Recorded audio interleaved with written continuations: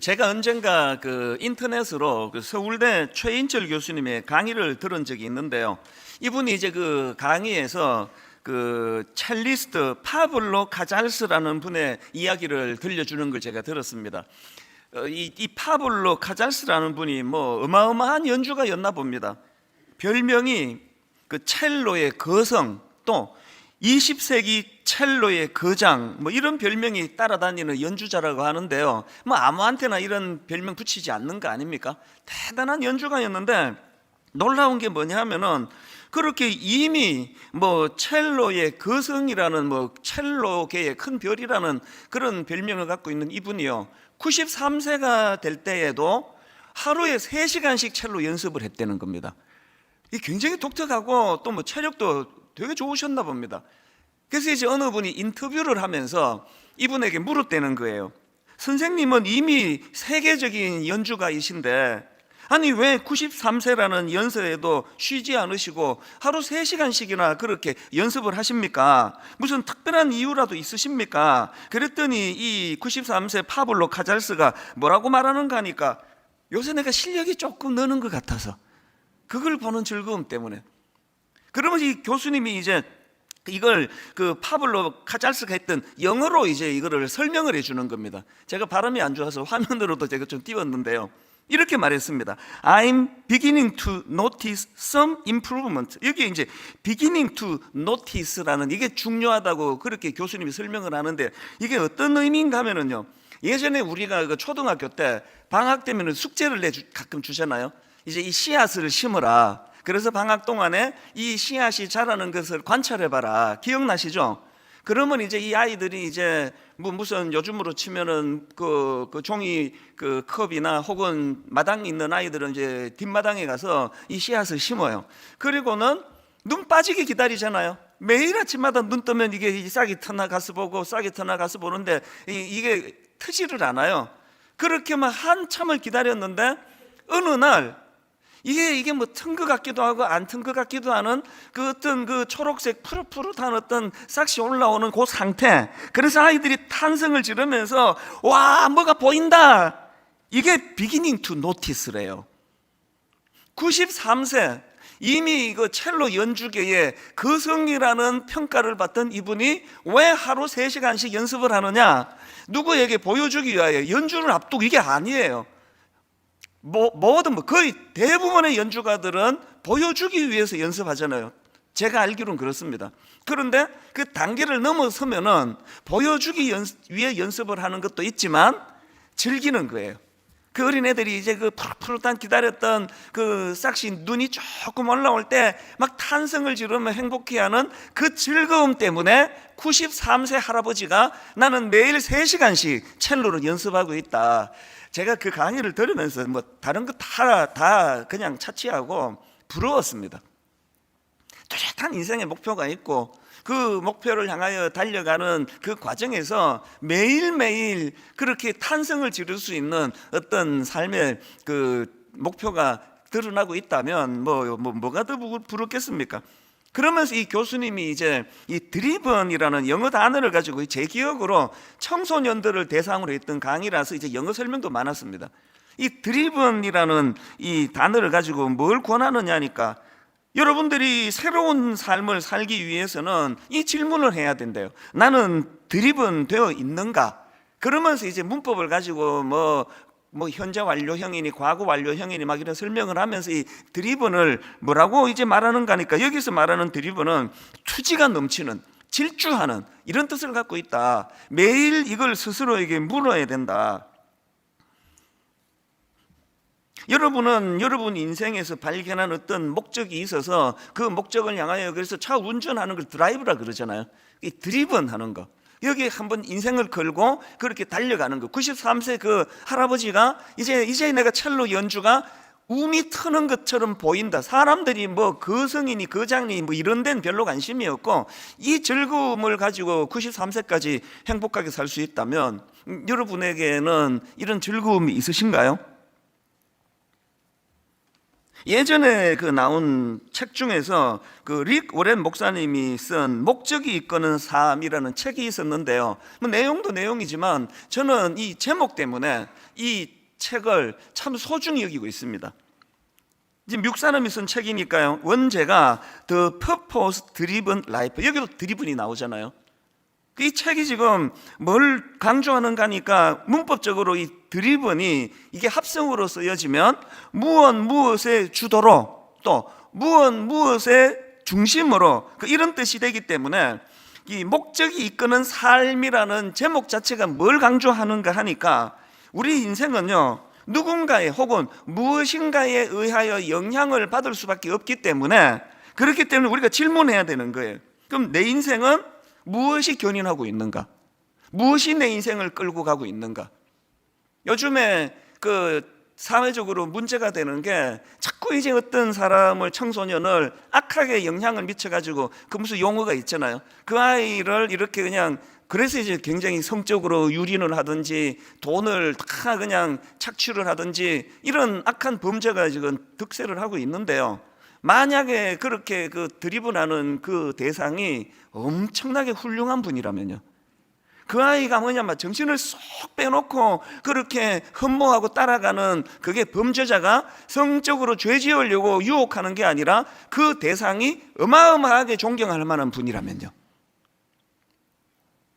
제가 왜 목적이 이끄는 삶이라는 이 책을 가지고 한 번씩 제가 그걸 묵상하는가 하면은요, 그 책이 주장하는 게 뭐냐 하면은 우리는 무언가에 이끌려 살 수밖에 없는 존재라는 거예요. 왜 그렇게 이끌려 사느냐? 우리가 그렇게 지음 받았다는 거예요. 누군가에게는 영향을 받을 수밖에 없는 존재로 지음을 받았는데, 우연히 태어난 존재가 아니라 하나님이 우리를 그렇게 지으셨다는 거예요. 그래서 누군가에게는 영향을 받을 수 없도록, 또 무엇인가에게는 끌리며 살아야 그 인생이 행복하도록 그렇게 지음을 받았다. 그래서 우리는 단지 이 땅을 그냥 그저 세월 보내면서 사는 게 행복이 아니라, 하나님께서 우리를 만드실 때 우리를 향한 어떤 목적과 계획이 있는데, 이거를 발견하여 그 길을 달려갈 때 인생이 행복해진다. 오늘 여러분을 이렇게 애타게 초청하고요, 그래서 지난주 오셨는데 제가 한 번만 더 와달라 그래서 오신 분 다음 주에 또 오세요. 다음 주에 또 오시면 좋겠습니다. 이걸 깨달을 때까지 오시면 좋겠습니다. 이게 왜 안 되느냐? 우리 성도님들은 다 알아요. 우리 집 아이들이 사춘기 때 제가 그냥 뭐 노래를 불렀던 이야기 중에 하나예요. 왜 사춘기가 위험하냐? 내가 이런 이야기를 해줘요, 우리 아들한테. 운전자가 운전을 하고 가다가 저기 길가에서 한 3살, 4살 꼬맹이들이 공놀이하면 모든 운전자가 다 긴장한다. 왠지 아니? 쟤들은 지금 몰두하고 있는 우주에서 공밖에 안 보이는 애들이야. 그래서 공놀이 하다가 저 공이 저 차도로 굴러가면 공밖에 안 보이기 때문에 지금 차가 쌩쌩 달리는데도 그 공 보고 질주할 애들이기 때문에 모든 운전자들이 그렇게 긴장하면서 그걸 지나가는 거야. 너희들 사춘기 때는 부모가 넓은 시각으로 아무리 설명을 해줘도 관심 있는 그 필이 꽂혀있는 공밖에 안 보이기 때문에 이것이 부모가 가장 답답해하는 부분이라고. 조금만 눈을 더 크게 떠보라고, 조금만 더 넓은 세계를 보라고. 그 통하지도 않은 이야기를 그냥 뭐 사춘기 내내 했거든요. 20대 후반 이제 그게 뭔 소리인지 좀 알겠대요. 그게 엄청 빨리 깨달은 거 아닙니까? 죽을 때까지 못 깨닫는 분이 대부분인데요. 하나님이 왜 안 보이시느냐고요? 제가 최근에 그 오늘 설교 제목도 이제 거기서 제가 뽑았는데요. 이 설교 제목이 뭐였더라? 기막히게 크신 하나님을 만나다. 이게 제가 어느 읽은 책에서 따온 제목이에요. 이분이 뭘 주장하는가 하니까 현대인들이 범하기 쉬운 오류가 비슷한 얘기를 그 책에서 하는 겁니다. 공만 보는 그 아이들과 비슷한 오류를 갖고 있다는 거예요. 자기가 몰두하고 있는 그 하나에만 몰두하다 보니까 그 책에서 주장하는 게 이 온 우주가 창조주 하나님의 광대하신 이야기래요.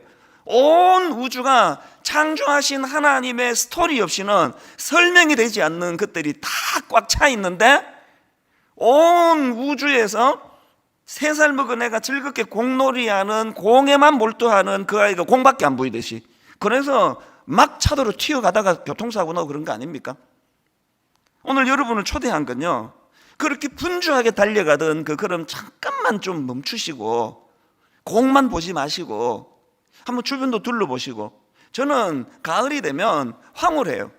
하나님의 솜씨가 뭐 말로 나눌 수 없는 하나님의 손길이 느껴지니까요. 그래서 뭐 목사들이 이제 남자들이 많은데도 불구하고 엄청 감성적이 돼요. 막 가을이 되면 막 그냥 막 굉장히 마음이 벅차오르거든요. 왜? 그 다 죽어 있던, 저는 예전에 등산을 좋아할 때 그 나목이라 그러잖아요. 그냥 그 추운 겨울에 그 나무는요, 뭐 아름다움이고 뭐고 다 별거 뭐 죽음 직전까지 간 거 아닙니까? 그리고 삐쩍 마른 나무 하나 거기 서 있었는데 거기에 생명을 불어 넣으시는 분이 하나님이시거든요. 그 생명을 불어 넣으시는 하나님의 손길이 느껴지니까 와, 단풍 곱다. 저는 뭐 그것도 감동이 되지만요, 거기에서 하나님이 느껴지니까, 하나님의 손길이 느껴지니까. 지난주 말씀드렸던가요? 1부 때? 제가 다 죽은 인생이었어요. 20대 초반에. 그럼 완전 죽은 인생이었는데, 뭐 저는 뭐 이제 뭐 60대가 됐는데, 그 김영석 교수님 100세 넘으신 어른이 인생의 전성기가 65세부터 75세에서, 저는 이거요 1%의 과장도 없는 말이라 생각합니다. 저는 제 인생 아직 전성기 아니라 생각해요. 어쩌면 제 전성기는 한 80 될지 모르죠. 하나님 그 전에 불러 가실지 안 가실지 모르지만, 오늘 여러분들이 여기 초대받아 오셔서 한번 제가 호소하는 이 이야기에 한번 귀를 기울여 보시면 좋겠습니다.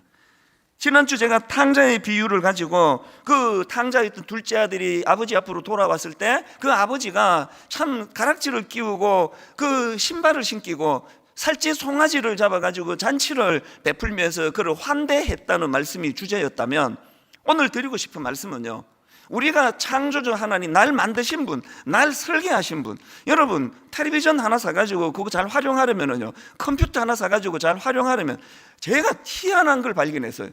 그 어마어마한 자동차를 구입해놓고 매일 운전하면서 매뉴얼을 안 봤어요. 모르는 기능이 엄청 많은 걸 이제 알아요. 제가 자동차 하나 사놓고 매뉴얼 안 봐서 활용 못하는 게 억울하고 아깝고 원통한데, 하물며 여러분 인생이겠습니까? 여러분을 설계하신 분, 여러분을 지으신 분이 어떻게 해야 행복하게 가는지, 무엇을 드리븐해야, 무엇이 우리를 견인하도록 해야 우리가 행복할지, 이걸 좀 알자는 거거든요. 오늘 여러분, 우리가 하나님을 만나면 잔치만 베풀어 주시는 분이 아니에요. 그 하나님은 우리 인생의 목적을 가르쳐 주시는 분입니다. 그리고 그것이 우리를 얼마나 행복하게 하는가를, 이거를 오늘 전해드리기를 원합니다. 그래서 제가 오늘 이 모세라는 인물을 가지고 이제 이 부분을 설명해 나가기를 원하는데요. 여러분 그 모세 아시잖아요? 그 요즘으로 말하면 이집트라 그러죠. 애굽의 그 노예 생활로 온 이스라엘 민족들이 신음하고 있을 때 그들을 노예 해방시켜준 인물이 모세 아닙니까? 엄청난 인물인데요, 사실은 이 모세가 하나님 만나기 전에 하나님의 사명, 하나님의 콜링, 이거를 제대로 받기 전에는 비참한 인간이었습니다. 열정만 있어가지고 그 노예 생활로 고통당하는 자기 민족을 어설프게 돕겠다고 그러다가 사람을 죽여서 그 길로 도망을 가서 광야에서 40년 유리 방황한 인물이 모세예요.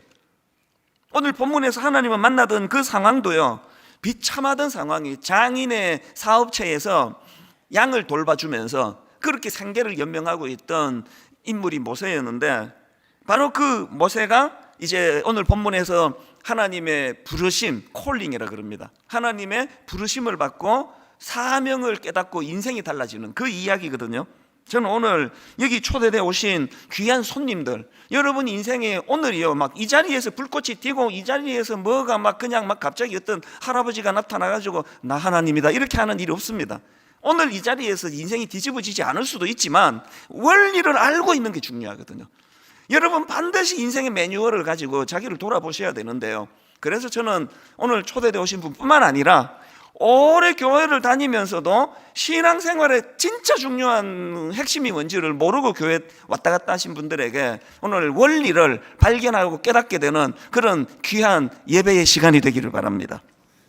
이런 의미에서 우리가 모세의 본문을 관찰해야 되는데요, 우리가 오늘 본문을 주의 깊게 관찰하다가 보면은 주목해야 될 몇 가지가 있습니다. 뭘 주목하느냐? 떨기나무를 주목해야 돼. 먼저 우리가 주목해야 되는 거, 하나님은 모세를 그 위대한 콜링, 사명을 주시는 도구로 떨기나무를 사용하신다는 거예요. 출애굽기 3장 2절, 여호와의 사자가 떨기나무 가운데로부터 나오는 불꽃 안에서 그에게 나타나시니라. 그가 보니 떨기나무에 불이 붙었으나 그 떨기나무가 사라지지 아니하는지라. 자료를 보니까요, 그 당시 그 애굽이나 그 시내 반도에서 흔히 볼 수 있는 이게 아카시아 종류의 가시나무래요. 뭐 우리나라에서도 가시나무는 별로 쓰임새가 없잖아요. 그러니까 한마디로 말해서 이 떨기나무는 뭐 특별히 눈에 띄는 게 없는 평범한 나무였고요, 그리고 또 그 부피에 비해서 쓰임새가 별로 없는 나무였대요. 놀랍게도 지금 위대하신 하나님이 위대하신 역사를 펼쳐나가는 그 현장에서 그 쓰임새 없는 떨기나무를 사용하고 계시더라는 거예요. 이게 뭘 의미하느냐? 하나님은 왜 그 엄청나게 비싸고 화려하고 멋지고 웅장한 나무를 사용하지 않으시고 그런 어떤 그 존재를 사용하지 않으시고 덩치에 비해서 쓰임새가 없는 떨기나무를 사용하셨는가? 이게 무슨 의미냐? 간단하게 설명할 수 있어요. 제가 떨기나무예요. 다 설명됐죠? 제가 떨기나무예요. 하나님 만나기 전에 뭐 목사 아들이고 뭐고 다 소용없습니다. 하나님 인격적으로 만나기 전에는 그 하나님 제대로 믿는 거 아니에요. 그래서 걸어다니는 열등감, 뭐 그냥 뭐 너무너무 초라하고 뭐 외모부터 해가지고 그 우리 누나 셋은 이렇게 설교하면 반드시 연락이 와요. 너 자꾸 외모 갖고 얘기 좀 하지 마라. 네가 어때서? 내 눈에는 뭐 내 동생이 최고 멋지다 그러면 그게 누나 눈이지 뭐 이런 얘기를 하는데요, 뭐 이것 갖고 내가 뭐 열등감 얘기를 하는 게 아니에요. 그리고 저는 뭐 머리 좋은 사람 뭐 그 아주 나쁘진 또 않아요. 그러나 뭐 그래도 또 뭐 아주 좋은 사람도 아니고, 그래서 열등감이 참 많았던 저는 평범한 떨기나무예요. 그래서 20대 미국 가서 막 엄청나게 고생하는 과정에서 모세하고 저하고 뭐 견줄 바는 아니지만 똑같은 게 뭐냐? 똑같은 방식으로 하나님이 저를 만나 주셨거든요. 제가 소명 콜링을 받았고 그 이후로 행복하다는 건 모세하고 저하고 똑같습니다. 규모는 다르지만 저도 분당 우리 교회 담임 목사로서 20여 년 동안 그렇게 떨기나무가 감히 이 큰 교회를 그렇게 이끌어 나가는데도 불구하고 큰 혼란 없이, 갈등 없이, 방황 없이, 쪼개지는 일 없이, 저는 이게 기적이지 뭐가 기적이냐? 홍해가 갈라지는 것만 기적이냐? 이 떨기나무 같은 아무것도 없는 나 같은 게 이렇게 지도자로 교회를 섬기는데도 이렇게 교회가 순탄하게, 그리고 29교회로 지금 모든 교회가 다 지금 은혜롭게 잘 자라고 있거든요. 이게 기적 아닙니까? 하나님이 떨기나무를 쓰시는 거예요. 왜 저를 쓰시는지 이제 좀 아시겠죠? 그래야 사람들이 헷갈리지 않으니까. 제가 막 그냥 막 IQ 250에 막 멘사 회원이고 목회를 하면 똑똑한 게 목회도 잘하니 그럴 거 아니냐고요. 모든 사람들이 분당 우리 교회를 보고 하나님 살아계시다, 저 떨기나무를 갖고도 저렇게 일하시네. 소품은 아시겠죠? 떨기나무예요. 하나님께서 여러분에게 이런 말씀을 주세요. 여러분은 초대되어 오면 어떤 착각을 갖고 계세요. 이제 막 그냥 내가 막 평생에 정교회로 왔는데 하나님이 오늘 막 펑 하고 나타나서 막 나를 완전히 설득해서 뒤집어질 거라는 생각. 글쎄요, 여러분이 슈퍼맨이면 그렇게 일하실 거예요. 지금 모세는요 실패자예요. 열등감 투성입니다. 하나님은 모세의 상황에 걸맞게 임하시는 거예요. 떨기나무로 임하시는 겁니다. 이게 첫 번째 제가 주목하는 거고요. 두 번째 우리가 주목해야 될 게 있는데 호렙산입니다. 호렙산. 하나님은 호렙산에서 일하시는데 그 호렙산을 거룩한 땅이라고 말씀하십니다. 출애굽기 3장 5절, 하나님이 이르시되 이리로 가까이 오지 말라, 내가 선 곳은 거룩한 땅이니. 상당히 많은 크리스찬들이 여기서 헷갈려요. 제가 이 말씀을 묵상하다가 제 어린 시절 교회가 생각났는데 뭐 60년대 70년대 자체가 보수적이었지만 그 교회는 더 보수적이었어요. 이게 놀랍게도요, 이 강단이 이게 하나님 말씀을 전하는 거룩한 땅이기 때문에 놀랍게도 여성을 못 올라오게 했어요. 모든 여성들이 또 그걸 당연히 생각했습니다. 그때 교회에 그 관리 집사님 집이 이제 보통 교회에다가 있어서 새벽기도 문도 열고 또 이제 청소도 하고 부부가 다 청소를 하는데 그 부인이 유일하게 청소를 못하는 게 강대상이죠. 그리고 강대상이 이것처럼 우리처럼 이렇게 평범하지 않아요. 막 못 올라오게, 이렇게 함부로 못 올라오게 막 굉장히 높게 만들고, 설교 들으면 목 엄청 아픕니다. 그리고 출입구가 따로 있거든요. 그래서 그 여집사님이 난 되게 행복했다 생각해요. 저기 청소 안 해도 되니까, 저기 남자만 해야 되니까. 뭘 착각한 거예요? 호렙산이 뭐 엄청난 무슨 거룩한 재료로 만든 것처럼 생각하는 거, 이게 엄청난 착각 아닙니까? 하나님이 지금 호렙산을 거룩한 곳이라고, 그래서 이따가 설명하겠지, 신을 벗으라 그러는데요, 호렙산은요, 그 이름 뜻도 호렙, 이건 건조한 곳이고요, 건조한 사막지대예요.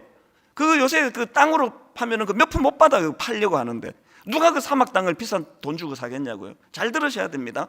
호렙 땅 자체가 황금으로 만들어져서 거룩한 곳이 아니고요, 하나님이 그곳을 방문해 계시기 때문에 그곳이 거룩한 곳이에요. 모세가 신발을 벗어야 되는 이유가 있다면 그 땅의 성분이 아니에요. 저는 저를 성직자라고 부르는 거 별로 좋아하지 않습니다. 좋은 표현 아니에요. 저만 성직자가 아니겠, 그럼 모든 우리 집사님도 성직자라고 부르신다면 그럼 저도 성직자 할래요. 저는 떨기나무예요. 성직자 아닙니다. 잘 들으세요. 이것도 모든 인간은 존경의 대상이 아니에요. 목사님 존경합니다 이런 얘기 앞으로 하지 마세요. 뭐 이제는 안 했지만, 인간은 존경의 대상이 아니에요. 인간은 떨기나무예요. 단 제 인생에 하나님이 임재해 계신다면 그 사람이 하는 목회는 성직이에요. 지금 학교 선생님, 그것이 성직입니까 아닙니까? 교수직, 그게 성직입니까 아닙니까? 다 말씀드렸잖아요. 그건 자기가 택한다고. 하나님의 사명을 따라 교수직을 행하면 그게 성직이에요. 돈벌이 하려고 교수하면 그거는 아주 참 가슴 아픈 직책입니다. 목사도 마찬가지예요. 목사가 다 성직자라고요? 천만의 말씀이에요. 하나님이신 소명을 따라 거룩하신 하나님을 마음에 모시고 그분과 동행하며 하는 목회만이 성직인 줄 믿으시기를 바랍니다. 그래서 여러분, 이 강대상을 너무 막 의미 부여하는 그거 굉장히 이단 그 우상을 섬기는 짓이에요. 오늘 우리가 예배할 때 이 자리만이 거룩해서 여자분들도 막 못 올라가, 이것도 털려먹은 거 아닙니까? 이런 어떤 잘못된 관행들을 다 깨부시고, 이게 어떤 남성이다, 여성이다, 어린아이다, 어른이다, 할아버지다, 이런 걸로 거룩을 구분하는 게 아니라 여러분들 안에서 이제 이 하나님의 거룩하신 하나님의 임재를 경험하는 차원에서 여러분은 하나님의 사람들이 되신 줄로 믿습니다. 그 다음에 이제 또 한 가지 더 살펴봐야 되는 게, 이제 한 가지 더 집중할 게, 하나님이 모세에게 콜링, 소명을 주시면서 한 가지를 부탁을 하십니다. 명령을 하십니다. 신을 벗으라는 거예요. 모세에게 신발을 벗으라고 요구하신다. 출애굽기 3장 5절 다시 보십시오. 하나님이 이르시되 이리로 가까이 오지 말라. 내가 선 곳은 거룩한 땅이니 내 발에서 신을 벗어라. 뭐 이거에 대한 뭐 분석은요, 제가 뭐 한 10몇 가지를 더 본 것 같은데요, 기억에. 막 엄청나게 분석이 많습니다. 뭐 겸손을 뜻하고 뭐 이런 걸로 해가지고 그러는데요, 저는 결정적으로 두 가지만 여러분들한테 소개해 드리고 싶습니다. 왜 하나님이 모세에게 신을 벗으라 그랬느냐? 첫째, 이건 포기의 의미입니다. 포기. 그 로냉 커닝햄이 쓴 내 신을 벗으라, 이런 책이 있는데요, 이 책 소개글을 한번 들어보십시오. 당시의 풍습에서 신발을 벗었다는 것은 노예라는 표시였다. 노예는 신발을 신지 못했고 권리도 없었다. 모세는 신발을 벗으라고 했을 때 그것이 무엇을 의미하는지 분명히 알았다. 모세는 하나님의 풀꽃 같은 임재 앞에서 하나님의 종으로 그의 백성을 구원하는 임무를 수행하기 위해 너의 권리를 포기하라는 부르심을 받은 것이다. 그래서 이 책의 소제목이 포기와 함께 주어지는 승리의 삶, 이렇습니다. 왜 신발을 벗어야 되는가 하면은 자기가 갖고 있는 경험 세계, 자기가 갖고 있는 관로, 자기가 갖고 있는 어떤 물질, 자기가 갖고 있는 어떤 지식, 이 모든 것들을 다 포기하는 그때로부터 하나님의 종이 되기 때문이에요. 목회가 똑똑한 사람들이 한다고 잘 되는 게 아니고요, 뭐 갖춘 거 많다고 잘 되는 거 아니고요, 이 포기의 의미를 아는 그 사람이 하는 목회가 은혜로운 목회가 되는 겁니다. 그래서 그 책에 보면은 이런 내용도 있습니다. 세상은 우리에게 포기 이퀄 패배라는 가치관을 따를 것을 권하지만 하나님은 소중한 것을 포기할 때 더 큰 승리와 성취를 이루게 하신다. 그래서 제가 아까 난 떨기나무라는 사실을 자랑스럽게 이야기를 했잖아요. 저는 뭐 포기할 게 별로 없는 사람이니까 목회하는데도 그렇게 어려운 게 없습니다. 뭘 제가 뭐 포기할 게 뭐가 있습니까? 그냥 이렇게 없이 살면 되는 거거든요. 내가 내 어떤 의지하고 자랑하던 그 무엇을 내려놓는 그 순간에서부터 이게 포기로부터 이게 내 발에 신을 벗는 행위, 여기서부터 살아계신 하나님의 인도하심을 경험할 수 있다는 거. 그래서 우리 성도님들은 뭐 이미 좀 지겨울 정도로 다 아시잖아요. 매일매일의 목회를 저희 교회는요 20년 동안 11월 달 12월 달에 수첩에다가 뭐 2023년도 목표 뭐 이런 거 한 번 해본 적이 없습니다. 그럴 실력이 없어요. 제가 내년에 뭘 해야 되는지 뭐 올해 뭘 할지도 모르는 제가 내년도 계획 어떻게 하느냐, 우리 그런 거 없습니다. 그 매일 새벽마다 그날 지침을 받아야 돼요. 그날 지침을 안 받으면 그날은 뭐 어김없이 오리무중이에요. 막 신경질도 많아지고 막 부목사 불러서 막 그냥 안 해도 되는 이런 쓸데없는 소리도 많이 하고 뭐. 그래서 제가 항상 출근하기 전에 적어도 서너 시간 하나님의 지침을 받아요. 그게 제 새벽이에요.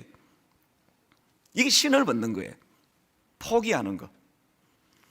그 다음에 두 번째로 그 신을 벗는 것의 의미가 뭐냐? 거룩을 회복하라는 거예요. 거룩을 회복하라.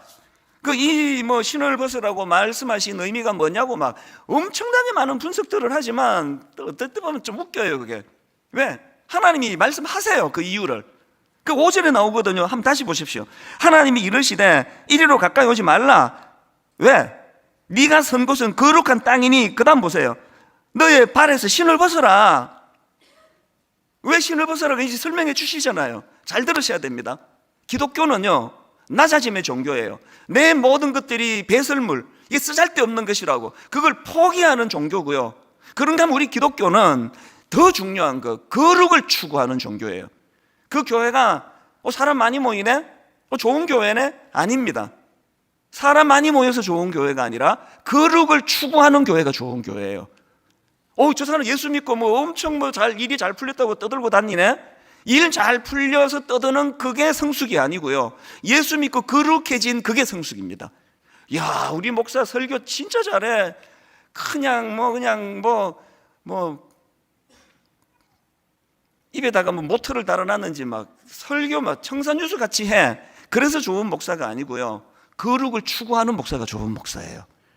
거룩을 추구하는. 한국교회가 부끄러워해야 되는 가장 근원적인, 그리고 한국교회가 타락했다고 비난을 받아야 된다면 그 출발점이 거룩을 추구한 게 아니라 성장을 추구했고, 거룩을 추구한 게 아니라 큰 교회를 추구하는 여기서부터 타락이 시작됐다고 생각합니다. 레위기 11장 45절 나는 너희의 하나님이 되려고 너희를 애굽 땅에서 인도하여 낸 여호와라. 내가 거룩하니 너희도 거룩할지니라. 요한계시록 19장 8절 그에게 빛나고 깨끗한 세마포옷을 입도록 허락하셨으니 이 세마포옷은 성도들의 옳은 행실이로다 하더라.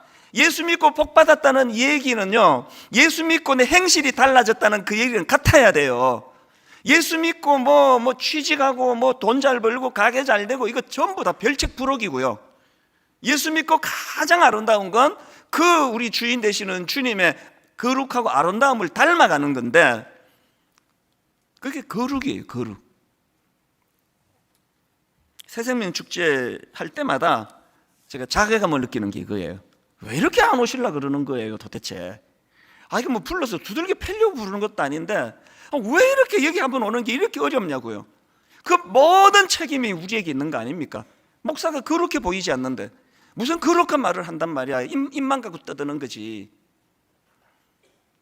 오늘 결론을 이렇게 맺기를 원합니다.